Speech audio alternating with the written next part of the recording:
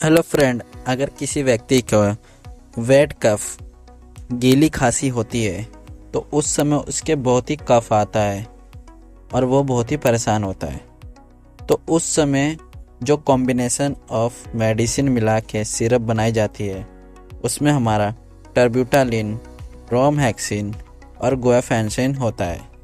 इस कॉम्बिनेशन का सिरप आता है और हमारा एम्ब्रोक्सन, लेवोसल्बुटामोल और गुआफेंसिन के कॉम्बिनेशन में हमारा सिरप आता है।